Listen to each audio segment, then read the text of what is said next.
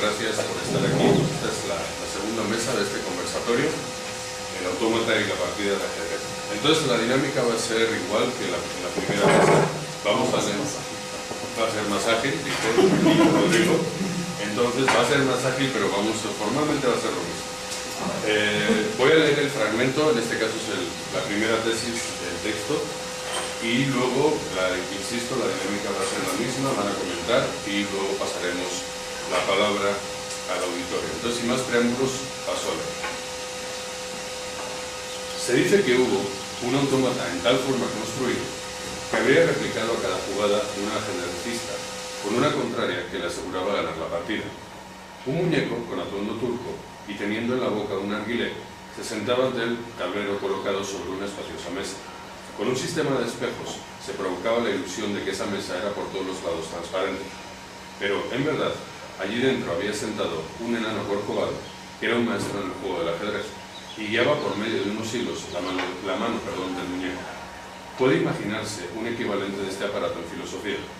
Siempre debe ganar el muñeco llamado, entre comillas, materialismo histórico, pudiendo enfrentarse sin más con cualquiera si toma la teología a su servicio, la cual, hoy día, es pequeña y fea y no debe dejarse ver en absoluto.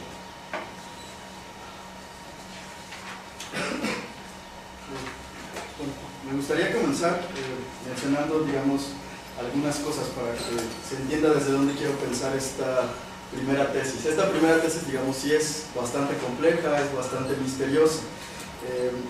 Habría, digamos, varias posturas para interpretar a Benjamin, ¿no? Y esto, por ejemplo, lo retomo de lo que dice Michael Lowy, ¿no? Una de las primeras sería considerar a Benjamin un marxista heterodoxo que usa metáforas religiosas, pero nada más para potenciar su análisis marxista. La otra, esta primera postura la defiende Bertolt Brecht.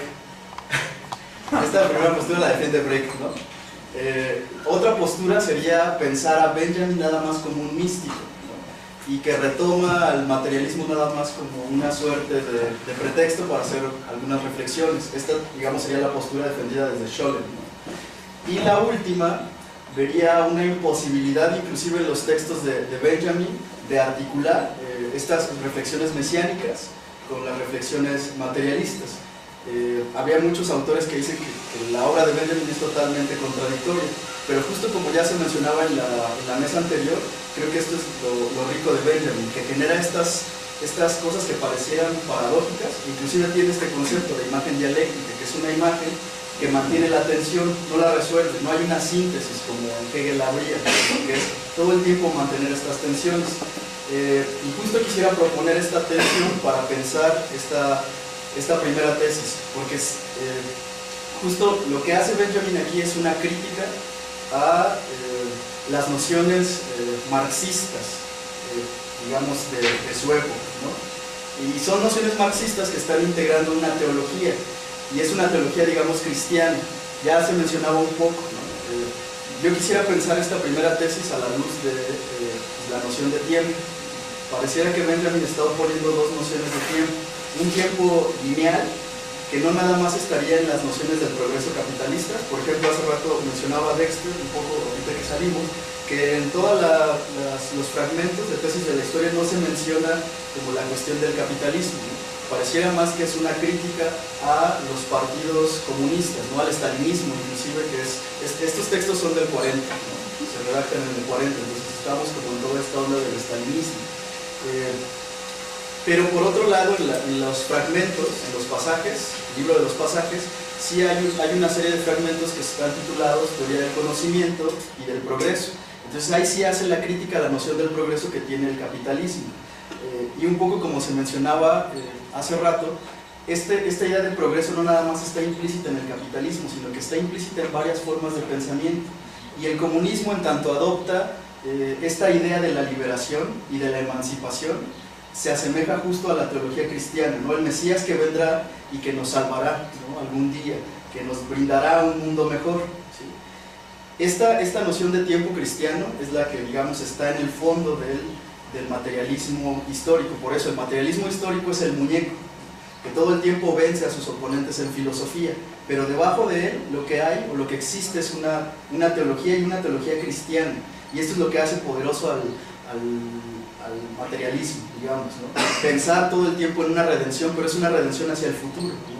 Y el materialismo histórico es eso, es el estudio, digamos, de las temporalidades, de los modos de producción y de cómo el capitalismo sucumbirá por su propia mano, y entonces naturalmente llegará la revolución y naturalmente surgirá el comunismo, desaparecerá el Estado y entonces todos seremos felices, ¿no? Y justo la idea que tensiona Benjamin es esta, ¿no? Y él retoma, digamos, el tiempo desde el judaísmo, y en el judaísmo no existiría este tiempo lineal que avanza hacia el progreso infinito o hacia inclusive la liberación, ¿no? Por eso Benjamin también es muy problemático. Hace rato alguien preguntaba, ¿y cómo sería el futuro, ¿no? ¿Cómo sería el futuro? La bronca sería ese, que en el momento en que pensamos en el futuro y en los objetivos venideros, caemos en la misma trampa del progreso, porque seguimos pensando en esta linealidad continua. Para Benjamin lo que habría serían quiebres, ¿no? Y hace rato mencionaban esta diferencia entre la revolución y la revuelta. La revolución sigue pensando en objetivos a futuro, inclusive es estructurada. Hay que armar tácticas, hay que armar tiempos para llegar a este objetivo emancipatorio. Y en la revuelta no existe nada de eso. La revuelta es un momento en que existe un relajo y la gente rompe cosas, destruye, no hay un objetivo, ¿sí? Y esto es justo lo que rompe la linealidad del tiempo, ¿no? Inclusive casi al final hay una tesis donde menciona Benjamin cómo en una revuelta la gente apunta a los relojes, ¿no? Porque los relojes justo serían la representación del tiempo capitalista, ¿no? Este tiempo que avanza, que sigue avanzando. Entonces, digamos, esa sería mi primera aportación. Bueno, lo que yo quiero aportar tiene mucho que ver con lo que acaba de decir Luis. Solo que voy a hacer un pequeño matiz a ver si me sale. La última parte de la tesis, yo lo que hice fue invertirla. Es un solo enunciado, pero tiene como muchas oraciones coordinadas y demás. Lo que hice fue separarla y pensar cada una, ¿no? Entonces, la tesis dice, siempre debe ganar el muñeco llamado materialismo histórico, luego dice, pudiendo enfrentarse sin más con cualquiera, si toma a la teología a su servicio, y la cual hoy en día es pequeña y fea y no debe dejarse ver en absoluto, ¿no? Son las tres oraciones, las acabo de separar, y entonces lo que voy a hacer es pensarla al revés. Primero es, la teología, aquí hay algo interesante, hay un matiz, porque dice hoy en día, ¿no? Hoy en día significa en esta época, ¿no? Es fea y no debe dejarse ver. Que la teología sea pequeña y fea en estos días, en esta época, supone al menos que no siempre lo fue. Habría así una diferencia entre el presente de la teología y su, digamos, pasado glorioso. ¿Cuál es esa época en la que la teología no era ni pequeña ni fea? Ahora bien, pregunto, porque la verdad es que no sé, ¿no? ¿Por qué la teología no debe dejarse ver? ¿Por qué es fea y pequeña? No sé si tenga que ver con este intento de regresar a la teología que se consideraba ya como superada. No sé si esa es la idea, ¿no? Ahora bien, quizás, bueno, la siguiente enunciado dice, sin embargo, si el materialismo histórico le amplía a su beneficio, este puede enfrentarse sin dificultad con cualquiera. Estoy haciendo paráfrasis de la oración de Benjamin, ¿no? Que sea fea, o que la fealdad sea la cualidad que distingue a la teología en nuestros días, no hace que sea inútil, no tiene una utilidad, sino porque si el materialismo la retoma, puede servirle, ¿no? Y finalmente, el materialismo histórico está siempre obligado a ganar. Estoy bien consciente, y a cuenta de lo que acaba de decir Luis, que sí hay esta idea de progreso, que sí hay esta idea del paraíso, pero lo que quiero pensar es, ¿no será que existe la posibilidad en la misma teología de romper con esta linealidad, ¿no? Es decir, si bien el tiempo lineal ha nacido en el capitalismo y el error del comunismo sería haber tomado acríticamente esa idea de linealidad, es decir, pensar que va a venir un paraíso, que va a venir la revolución, ¿no? Como bien decía Luis hace un rato. Quizás hay formas de teología, quizás la teología a lo mejor puede servir, pero no necesariamente para ratificar esta idea del tiempo lineal, sino para romper precisamente este tiempo lineal. Y pienso en formas de temporalidad que son heredadas, que aparecen en formas teológicas que pueden servir para romper el continuum histórico. No sé si me estoy explicando. La idea podría ser, pienso, por ejemplo, concebir la semana como 7 días. Habría formas en teología, por ejemplo, en el baptisterio de Florencia hay un monumento, ¿no? Es un monumento donde aparece un octavo día. Entonces ahí la teología serviría al materialismo histórico, pero precisamente para romper esta continuidad, en tanto que propone una temporalidad distinta.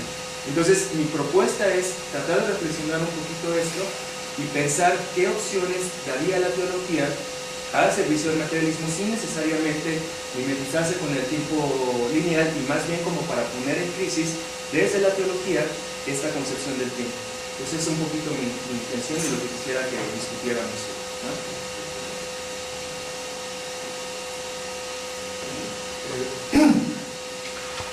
Lo que puede parecer un gesto de cortesía, quedándome al final, en realidad tiene que ver con poderme montar en las intervenciones de nosotros.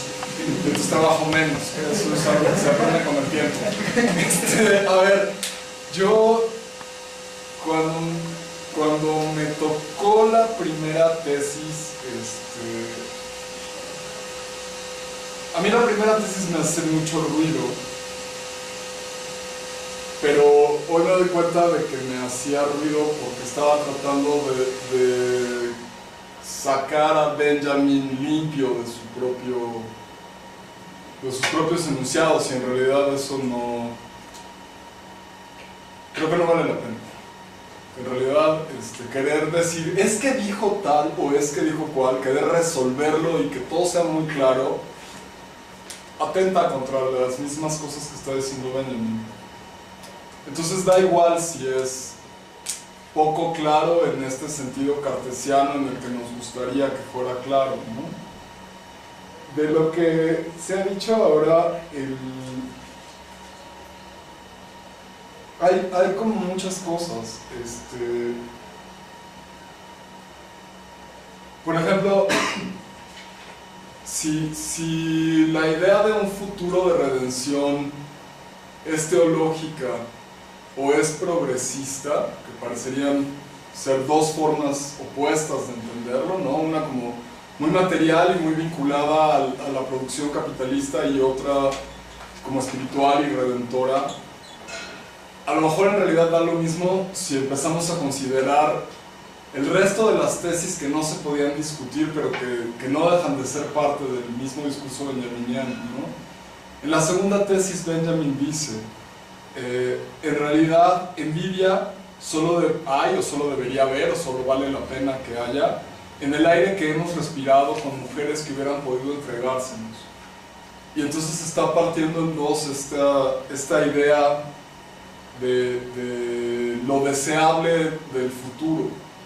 En realidad lo único que debería angustiarnos o provocarnos sensación de pérdida son como las oportunidades que hemos dejado que se nos fueran.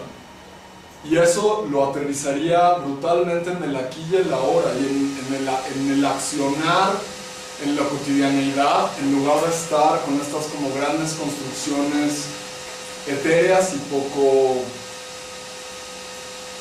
aterrizadas, no sé de qué otra manera decirlo, ¿no? Me llama la atención, por ejemplo, volviendo a la primera tesis y para abreviar, yo creo que esto que pregunta Juan es importante. Parece que hubiera como una obligación de sentir vergüenza ante el pensamiento místico, por llamarlo de alguna manera rápida y mal, ¿no? Es vergonzoso pensar sobre la divinidad, o sobre Dios, o sobre la trascendencia, o sobre el alma, porque la gente seria y progre y bien pensante ya se liberó del opio del pueblo. Híjole, esa es una cantidad de lugares comunes, como de la izquierda feliz y los intelectuales yeye, pues muy digna de revisarse con más calma, ¿no? Yo creo que Benjamin, en ese sentido, sin hacer una ostentación de su hebraísmo, tampoco lo oculta, y tampoco tendría por qué, que ese es un pedazo que se ha vuelto como una mala costumbre del pensamiento contemporáneo. Está mal que la gente diga, yo vengo de una familia católica y conozco el ritual católico y lo manejo, y automáticamente estás condenado porque tienes una familia mocha y reaccionaria. Bueno, pues, ¿y si sí qué? Y si sí, ¿cuál sería como el problema, ¿no? Porque si no, lo que estamos haciendo es otra vez acreditar o desacreditar al enunciador en función de esta tradición cultural de la que cada quien viene, ¿no? Y en ese sentido, y ya para callarme y poder pasar la voz a quienes nos hacen favor de acompañarnos, que es finalmente para quienes hacemos esto, en ese mismo sentido habría que pensar Centroamérica en los 70 y los 80. Si la teología es una cosa tan dañina para los cambios sociales, ¿con qué nos comemos la teología de la liberación? No más. O sea, ¿con qué nos comemos un cisma en la Iglesia católica que separa y que hace que una muy buena parte de los jesuitas y la gente que estaba en misiones en Centroamérica en esas décadas quedara fuera de lo reconocido, pero al mismo tiempo participara de movimientos sociales tan importantes como la Revolución Nicaragüense o la Revolución Sandinista, ¿sí?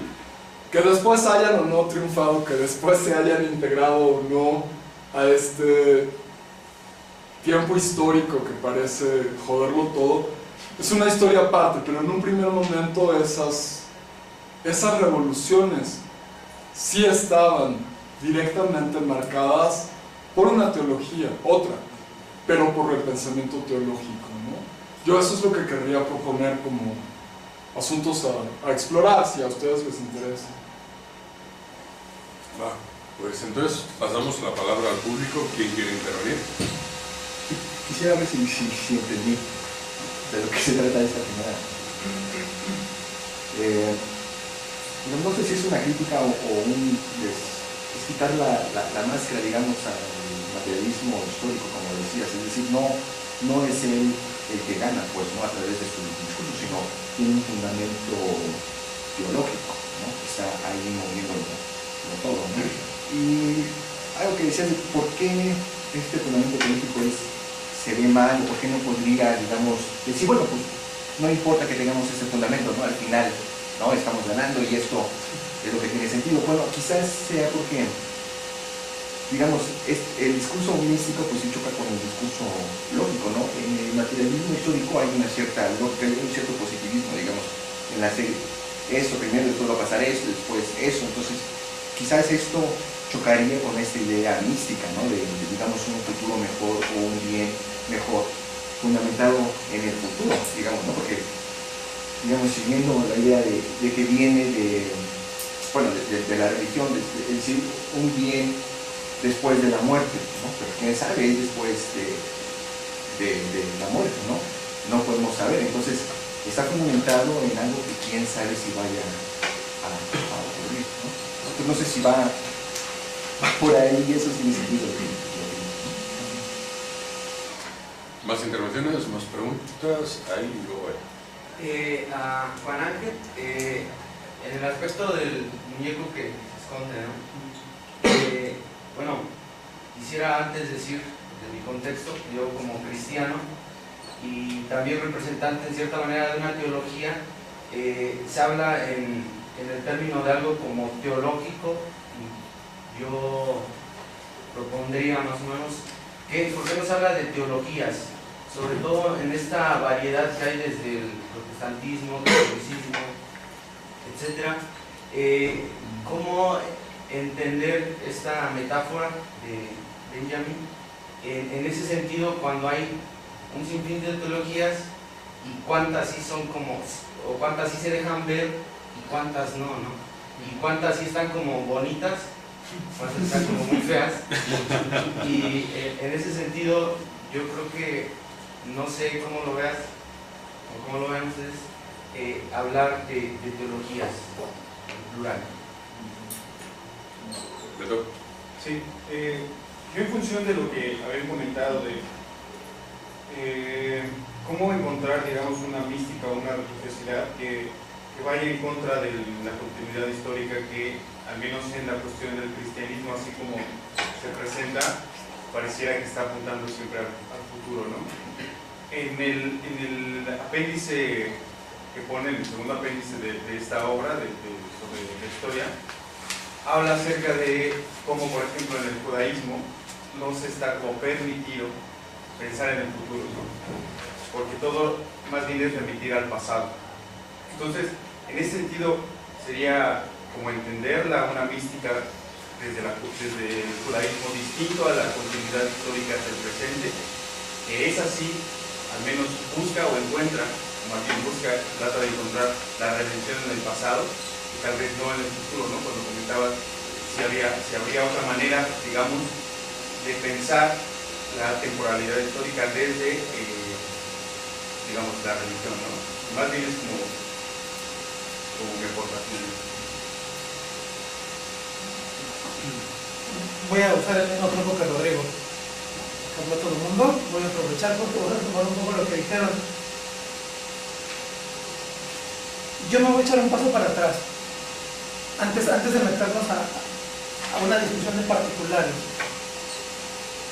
Tenemos un enano turco y feo que está abajo de la mesa, y es la representación teologal, ¿no? Tenemos la mesa cubierta y tal, y encima hay un autómata que es el que aparenta mover las piezas de ajedrez. A mí me parece que estaría interesante que separáramos la idea del formato argumentativo de la teología de su contenido. Intentando contestar lo que planteabas, ¿por qué no hablar de teología? Porque desde el materialismo histórico, no quiero decir que sea verdad y que es un hecho, quiero decir desde el materialismo histórico, todas las teologías funcionan bajo una misma matriz. Su matriz argumentativa es la misma, ¿sí? Tanto que podemos reunir todas las religiones abrámicas en un solo conjunto.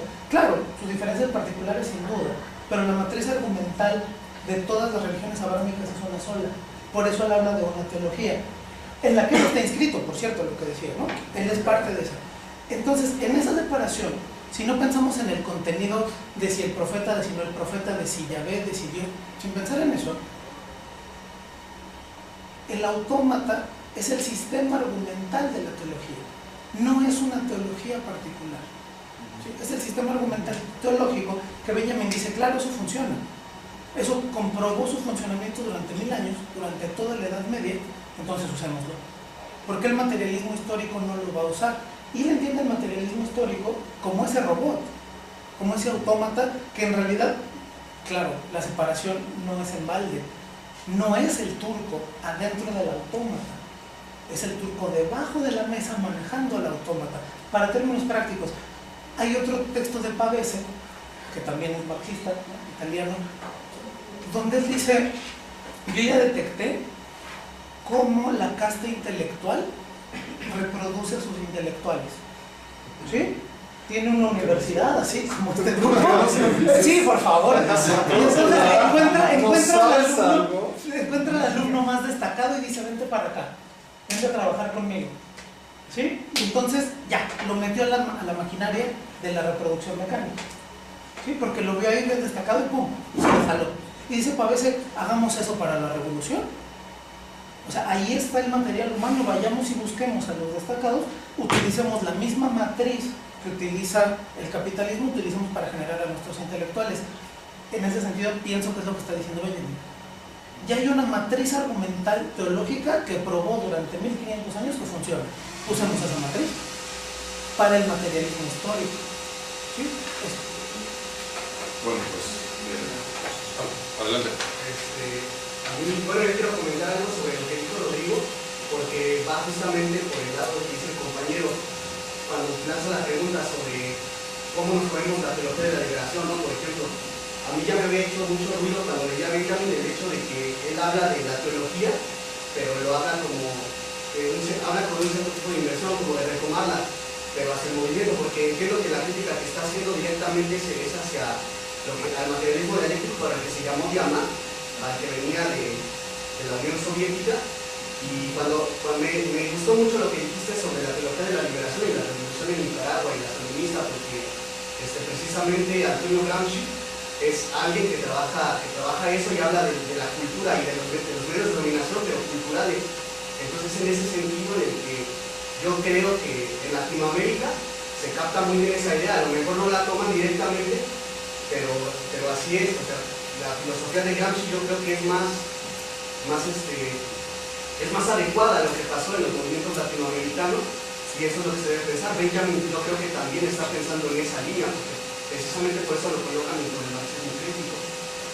Yo creo que hay una muy buena conjugación entre la filosofía de Benjamin y la de Antonio Gramsci, proponiendo precisamente lo que se llama contrahegemonía, en contra de lo que hacen las clases dominantes, ¿no? Que hacen estos medios de dominación a través de la cultura.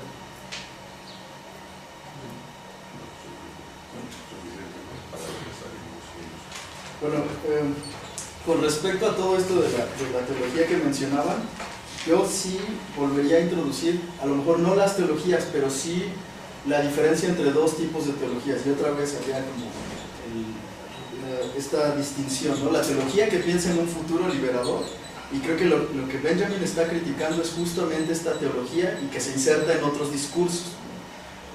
Otros discursos adoptan la misma forma, la liberación, la transformación, y en ese sentido me gustaría también pensar en el texto de Benjamin para una crítica de la violencia, ¿sí? Porque lo que él dice es que toda violencia, digamos, mítica instaura un nuevo orden, y en ese sentido estas teologías que quitan, digamos, un orden, lo que hacen es volver a instaurar otro, perdón. ¿Sí? Entonces no habría realmente un cambio, digamos, ¿no? Sino que volveríamos a caer en este patrón, ¿no? Es un poco las críticas que se les han hecho a muchas revoluciones, ¿no? Sí, derrocas un régimen pero vuelves a instaurar, ¿no? Porque estás dentro de esta lógica del orden otra vez, ¿no? Del tiempo hacia adelante, ¿no? Y lo que Benjamin estaría defendiendo, y al menos esa es mi lectura y muy discutible, sería una teología del instante, una teología del acontecimiento, no una teología que está proponiendo una estructura y un camino, ¿no? Y en ese sentido yo haría la crítica justo a las teologías de la liberación, porque siguen retomando esto, por ejemplo en Freire, ¿no? Sí, critica la educación bancaria, pero sigue proponiendo métodos de educación, no se sale de la estructura de la educación, ¿no? Sigue pensando en esta estructura, sigue proponiendo, ¿no? Y en Benjamin lo que habría, digamos, sería la ruptura, ¿no? Este instante, digamos, en el que la violencia entra y rompe y no instaura nada. La violencia divina son los dos tipos de violencia que al menos él opone, ¿no? Entonces, mi lectura de esta primer tesis estaría ligada, digamos, a esta lectura, ¿no? Como tal. Entonces, para mí sería oponer estos dos tipos de teología: la teología que piensa en un camino liberador, porque inclusive las tesis critican a los trabajadores que se han adherido a la idea de progreso, y a también optimismo, ¿no? De que sí, vamos para adelante, vamos trabajando y vamos a lograr la liberación, pero se cae en la misma trampa, se cae en el mismo juego, ¿no? Para Benjamin, y por eso Benjamin no hay una propuesta, no dice hagamos esto y esto nos liberará y esto generará un mundo mejor, hay una posibilidad de ruptura, ¿no? Y así también leo, por ejemplo, la obra de arte en la época de la reproductividad. Estas técnicas nos permiten hacer rupturas. No es que nos vayan a dar la felicidad y nos vayan a hacer mejores hombres y nos vayan, ¿no? Ruptura, nada más, ¿no? Y así lo estoy pensando, nada más. Yo no estoy de acuerdo con eso. Sí, no puedo. O sea, a ver, creo que hay un dejo de entusiasmo poco justificado. O sea, sí creo que Benjamin no propone nada. Sí. ¿No? Jamás propuso nada. No, vamos a ver, no está sustituyendo un sistema acabado y redondo por otro sistema. En ese sentido es una ruptura, en ese sentido no es una sustitución. Pero no lo veo tan rompedor, tan tajante en lo que está planteando, ¿no? Creo que la interpretación que haces cabe, pero la veo en ti, no en el texto. Eso sería como un punto, ¿no? Freire, Freinet, las escuelas activas, sí, o sea, son otra forma de mantener un aparato de control del Estado, que es la educación, pero intentan ser al menos la forma menos dañina y dolorosa de eso que parece un mal necesario, ¿no? Creo, y esto es una nota de hace rato, de la primera mesa, a lo mejor parte de nuestro problema es que seguimos pensando, y no lo podemos evitar, por donde hemos nacido, crecido y sido educados, como occidentalmente. Si se fijan, la mayor parte de la discusión tiene que ver con qué hago con el pasado, qué hago con el futuro, ¿Dónde me paro entre el pasado, el futuro, el progreso? No hemos tocado una sola vez qué hago hoy. ¿Qué hago hoy todos los días al levantarme? Y en ese sentido, incluso en términos teológicos, a lo mejor habría que pensar en qué hace Oriente, que es un intento permanente por estar aquí y ahora. O sea, aquí y ahora, ¿no? Entonces, en ese sentido, a lo mejor, y sin estar diciendo corramos a buscar nuestros mats de yoga en este instante todos juntos, ese estar aquí y ahora rompe un montón de mecanismos de supuesta trascendencia que sí tiene el discurso de Occidente, ¿no? Pues como no hay pasado y no hay futuro y pues medio todo vale madre, en este momento, ¿qué estoy haciendo? Eso es lo único que es como importante. Y eso sí rompería la idea del progreso, y eso sí rompería la idea de la historia como un gran discurso que debe tener un sentido. Que tenga o no sentido va a depender de una experiencia mucho más inmediata.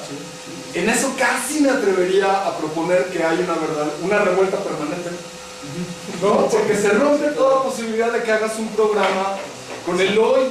El programa de hoy es tratar de permanecer en conciencia presente aquí y ahora, ¿no?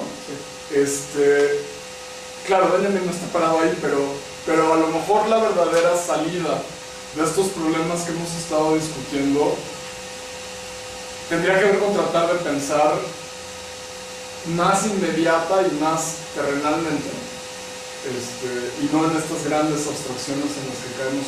Sí, pero yo nada más para especificar, no es que no sé si no me voy a entender, pero justo para Benjamin, el tiempo teológico del que habla es el tiempo del presente, que se reactualiza en el presente, o sea, en el instante del presente.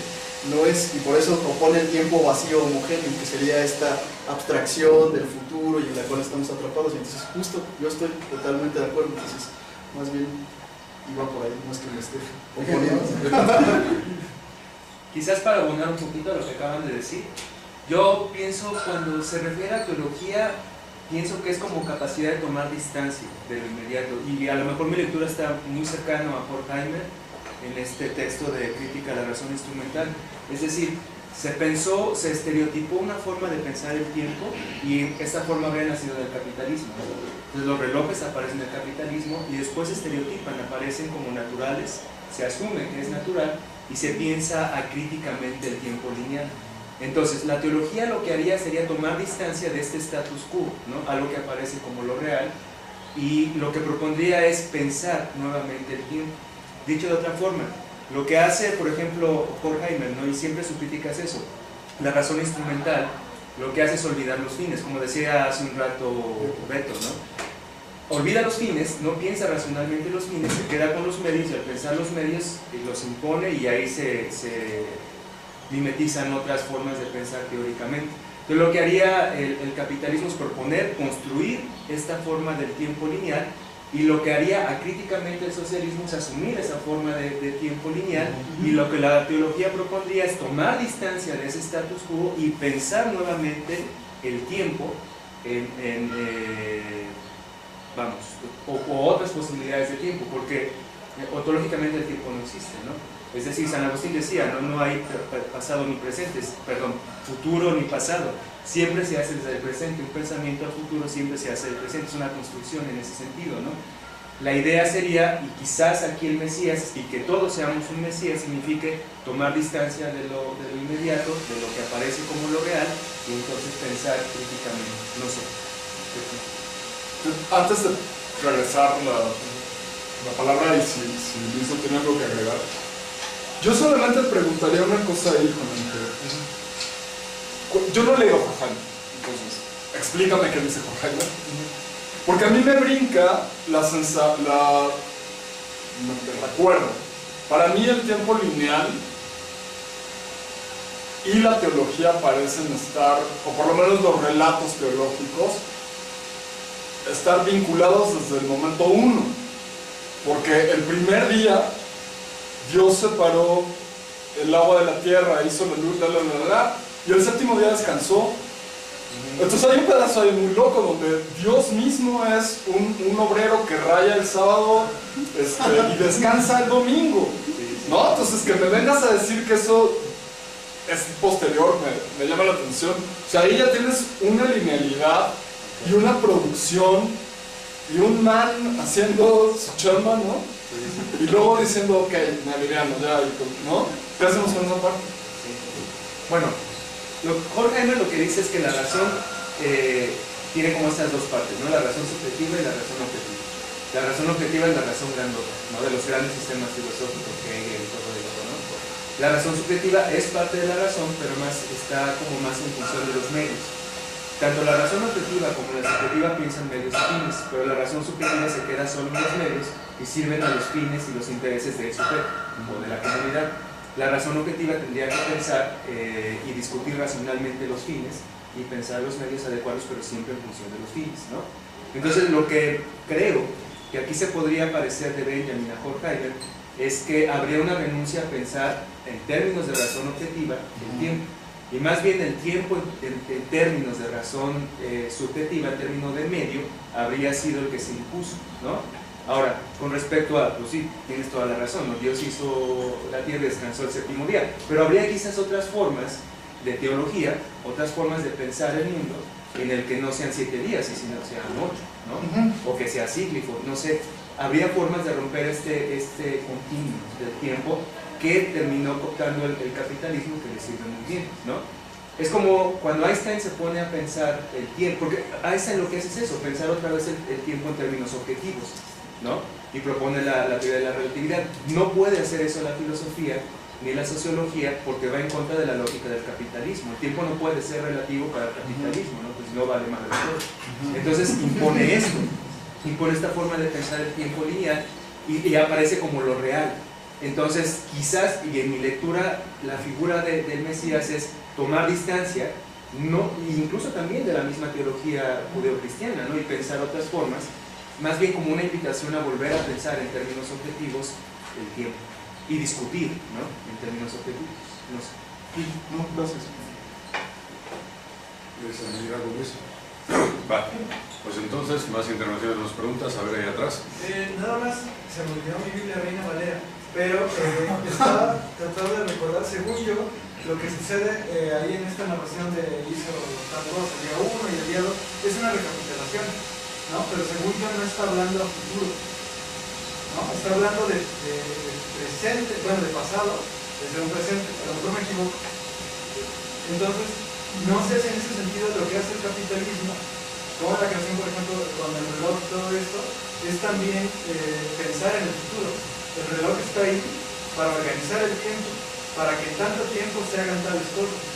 Entonces, a partir de eso, lo que parece, o sea, no estoy diciendo que vaya a el capitalismo inventó el futuro, sino más bien como que planear el futuro, planificar todo esto, ¿no?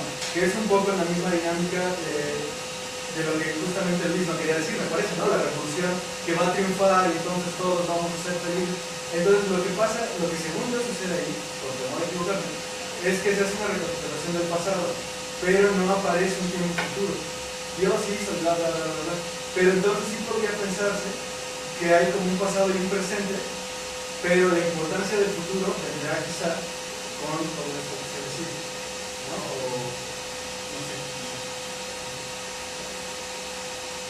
Bueno, yo no he leído bien, no sé hasta qué punto sea como correcta mi interpretación de toda esta cuestión del tiempo, ¿sí?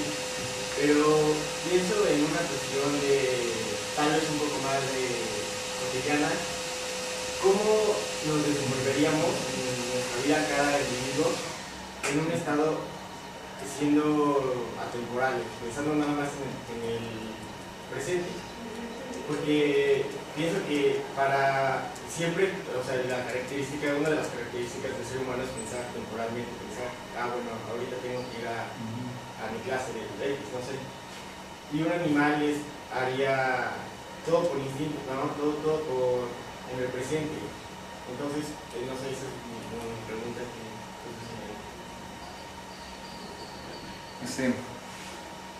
tratando de pensar esto, la propuesta de Walter, Pero antes de llegar a la propuesta, pues tenemos que ver qué está denunciando realmente, ¿no?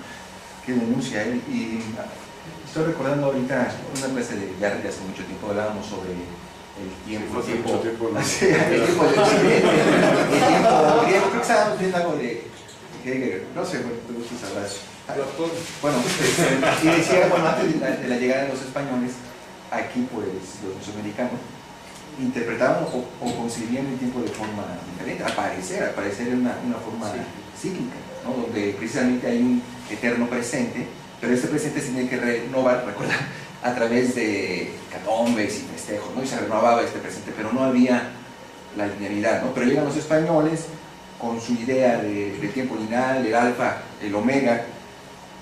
Quizás, no sé, tú, yo no entiendo muy bien lo que decías de que más bien la teología se pone a distancia, es como si no viniera esta idea de, o sea, una idea mística, pues, ¿no? Al final, a lo mejor, no sé, a lo mejor no viene de ahí, pero digamos el desdoblamiento del tiempo, ¿no? Pero entonces, bueno, llegan los españoles y cambia esa forma de percibir el tiempo. Entonces, no sé si lo que Walter lo que está haciendo es decir, bueno, es que esta manera de percibir el tiempo que hemos nosotros, digamos, que tenemos, pues al final no conviene, no nos conviene, ya sea por, no sé, ¿no? A lo mejor seguramente da razón, pero no nos conviene esta linealidad que permea todo, pues, ¿no? Todo nuestro estilo de vida, todas nuestras ideas que tenemos, la misma idea de progreso, ¿no? Todo eso, ¿no? Entonces, lo denuncia esto, y igual que Nietzsche también, no sé por qué recordé Nietzsche, Zaratustra, cuando pues sí propone también pues derrumbar todo, pero pues arroja la escalera y pues tú sigue, ¿no? O sea, te voy a decir, bueno, no te voy a decir cómo lo vas a hacer, pero sí hay un proceso de destrucción, ¿no? Que tiene que destruir, hay que ver qué otra interpretación del tiempo quizás nos conviene como especie, y pues vamos a ver cómo la implementamos, ¿no? a nuestra vida. Bueno, no sé si por ahí. Bueno, un poco tomando esta cuestión del concepto del tiempo y también la figura del probado. Bueno, empiezo por el probado. En una ocasión estaba leyendo justamente un artículo que hablaba como quién es este probado, ¿no? Y por qué fuma. Entonces, la interpretación que hace esta autora y dice algo que me parece interesante, ¿no? Que el probado justamente representa ese saber vedado que tiene la teología, pero que de algún modo tiene que estar cargando, ¿no? O está siendo aplastado, o erguido, mejor dicho, por eso la prueba, justamente por este intento de secularizar justamente lo que son este saber vedado, ¿no? En términos materiales, por lo tanto sacralizar lo mundano. Es justamente lo que hace el progreso, ¿no? O sea, sacralizar como justamente estas condiciones. Y me llama la atención que Benjamin utilice justo este enano de Maciel, se llama Maciel, que es justo una ilustración que también Edgar Allan Poe está haciendo, o describe, por el hecho de estar encerrado, pero a diferencia del probado en el texto de Poe, en el análisis de Poe, lo que se ve ahí es justamente alguien que está con espejos. Es decir, de algún modo está reflejando algo hacia afuera. Entonces, este reflejo hacia afuera es justamente la imposibilidad de ver aquel saber vedado que tiene el probado. Ahora, ¿por qué hablar del probado? Porque justamente la teología, para que pueda de algún modo,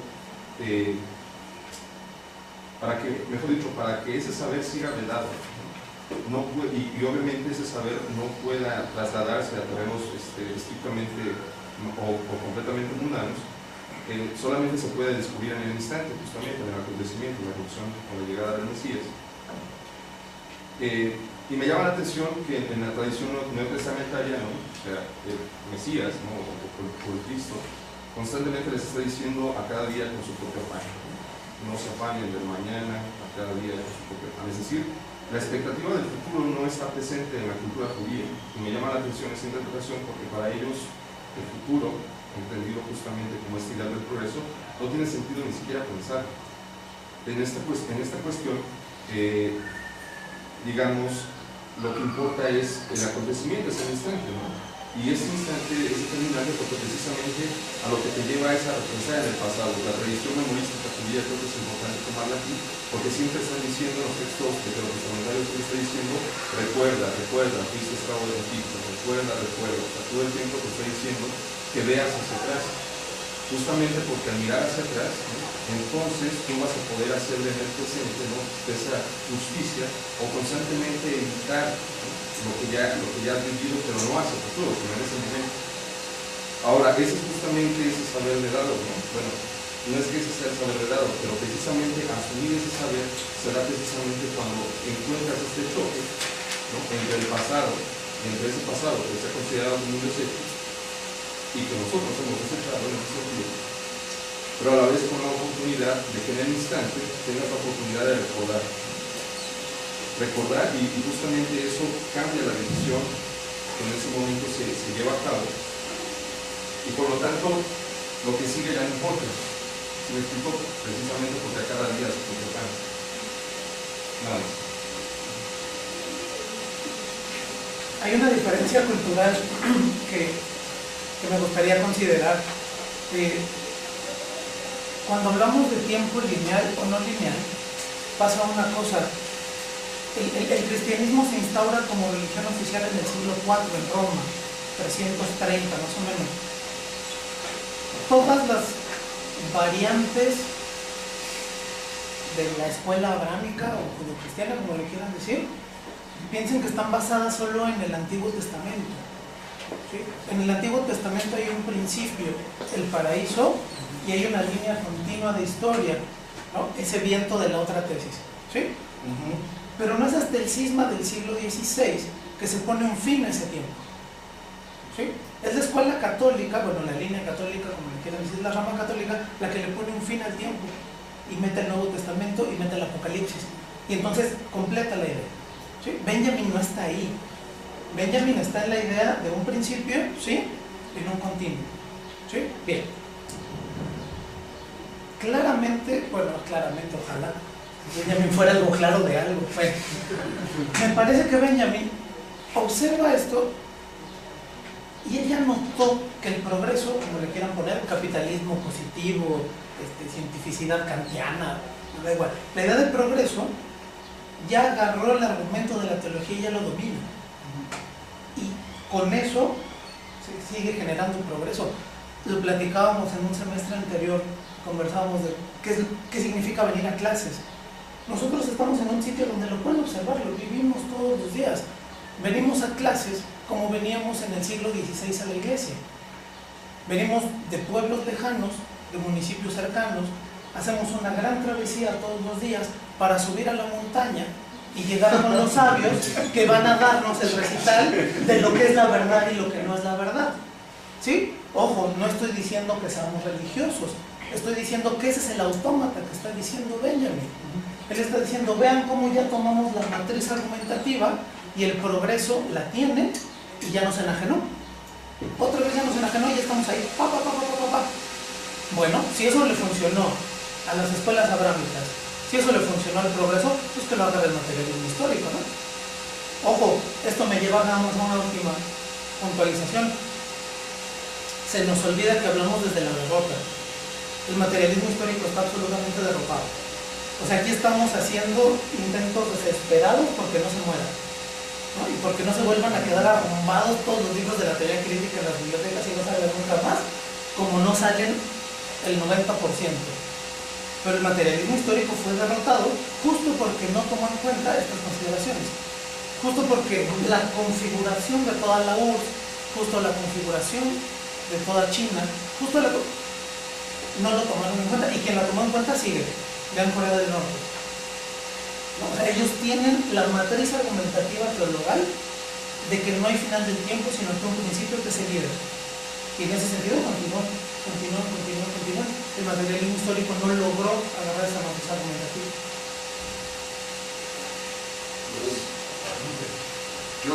Perdón, antes de que se me vaya, yo no sé.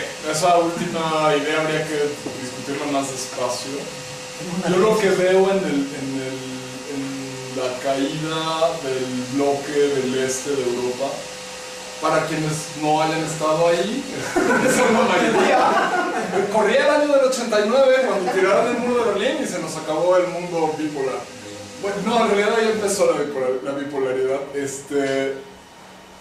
Más bien como que declararon que habían llegado. Declararon que habían cumplido el fin de la historia y que todo aquello que tenían, que en realidad era un aparatazo burocrático, era la reinstauración del paraíso, ¿no? O sea, más bien... Y cuando declararon que llegaron, se murieron. Evidentemente, se les acabó lo dialéctico y lo materialista, entonces se les acabó la chingada. Ok, entonces estamos en la misma página. Del compañero que preguntaba cómo viviríamos en el hoy, suena complicado, pero si en lugar de leer lo que hay que leer para llegar a la clase de 10 de la mañana, no de 10 de calificación, ninguna clase merece un 10, no somos tan chidos. A ver, normalmente yo leo porque tengo que entregar un reporte mañana o porque mi profe me va a fastidiar con que si leí o no leí, y de que me fastidie o no me fastidie depende que yo pueda o no ir a la segunda sesión de la semana y entonces le pueda entregar un ensayo que satisfaga sus expectativas y entonces satisfaga las mías y yo tenga una evaluación positiva y entonces tenga un curso menos que hacer en la universidad y entonces un día voy a terminar la licenciatura y entonces un día voy a chambear en lo mismo que hace mi profe, que es torturar gente con lecturas que tienen como fin acreditar, que tiene como fin terminar, que tiene como fin agarrar chamba. ¿Sí? Así funciona la escuela.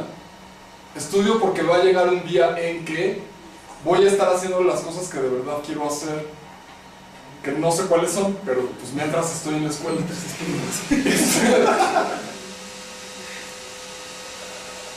Supone un esfuerzo de reeducación monumental y de ruptura del mismo sistema educativo. Pero en un mundo ideal, así, Fantasilandia hoy, pues yo tendría que leer porque me propusieron un texto que me llama la atención lo suficiente como para leerlo. Porque hoy está padre leer esto y preguntarme cosas y hacer notas.